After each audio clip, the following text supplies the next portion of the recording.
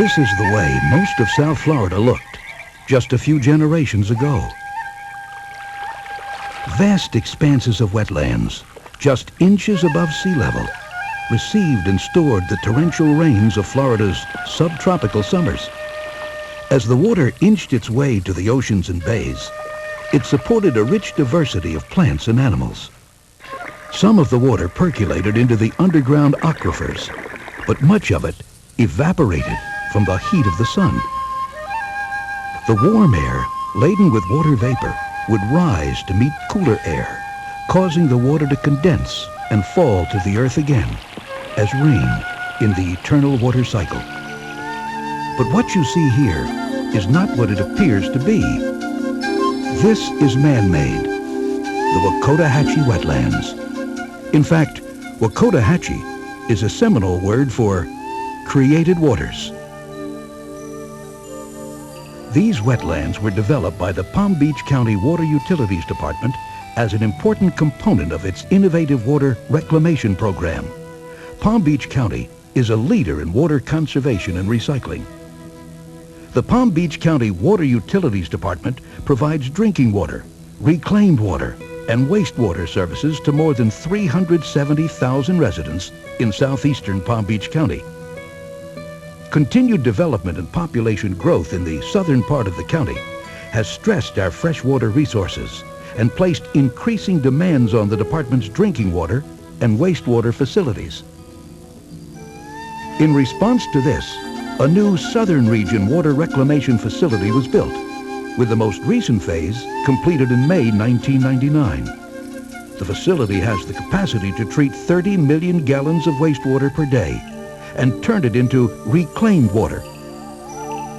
Reclaimed water is treated to strict state and federal standards to ensure its safety. The reclaimed water is, however, rich in nutrients, primarily nitrogen and phosphorus. The presence of these nutrients means that reclaimed water acts like a powerful fertilizer.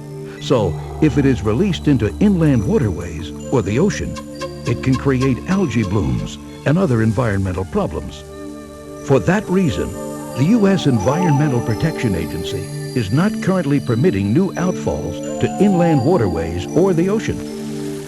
Because of this, Palm Beach County and many other Florida communities have relied heavily on the use of deep injection wells to dispose of treated wastewater. These wells pump the highly treated water approximately 3,000 feet deep into the earth, where it is lost to further productive use. While this technique helps to protect our environment, it has resulted in water being taken out of the Earth's natural water cycle. Palm Beach County has been a pioneer in the use of reclaimed water to irrigate the landscaping at public facilities, such as parks and golf courses, as well as residential lawns, thereby conserving water and minimizing deep well injection. The ever-increasing need to recycle water by returning water to the Earth's natural water cycle prompted a closer look at conservation efforts and innovative measures. While development has greatly reduced the natural habitat of a wide array of wildlife, continued development has also reduced the land available for the natural percolation of rainwater into the aquifers, the source of our drinking water, and limited the amount of open space available for the enjoyment of residents.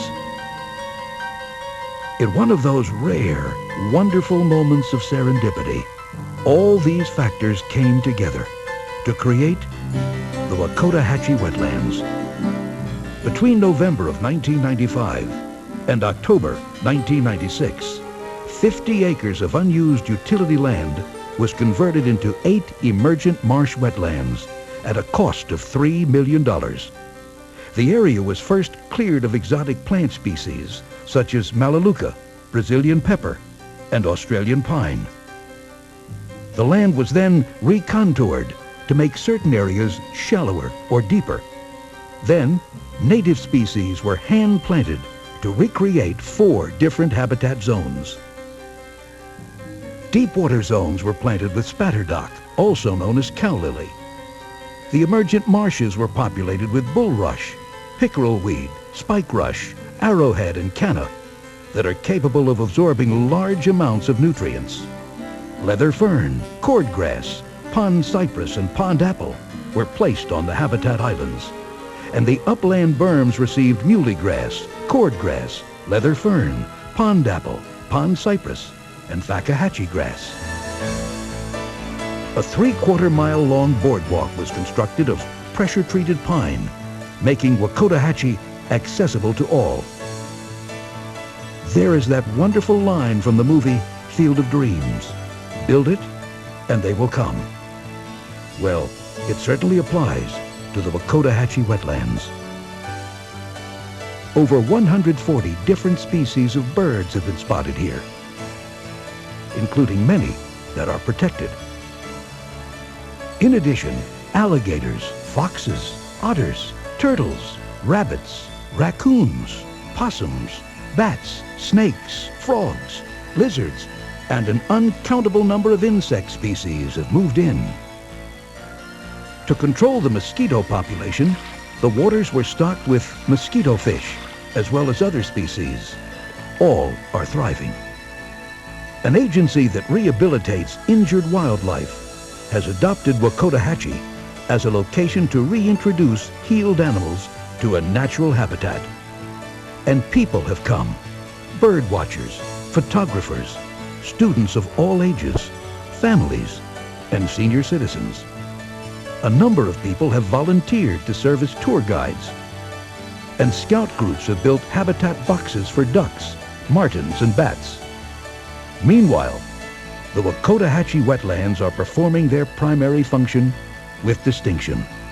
Every day, an average of 1.5 million gallons of highly treated, reclaimed water is pumped into the wetlands. It takes the water between 10 and 30 days to flow through the series of ponds, while the plants absorb and thrive on the nutrients. During that time, some of the water will percolate into the aquifer, recharging our underground water supply, and some will evaporate into the air as clouds and precipitation. And some will flow into the adjacent canal system, where it can be used by others or percolate down to recharge the aquifer. Based on the experience gained at Wakotahachie, Palm Beach County and other utilities will be able to plan and build additional wetlands. This is a situation where there are no losers. The utility is able to recycle water in a way that benefits the environment. Native plants and wildlife, many endangered, thrive. People gain open spaces for passive recreation and reflection. The schools gain a valuable living biology lab. And it's all happening here at the wetlands of Wakotahachie.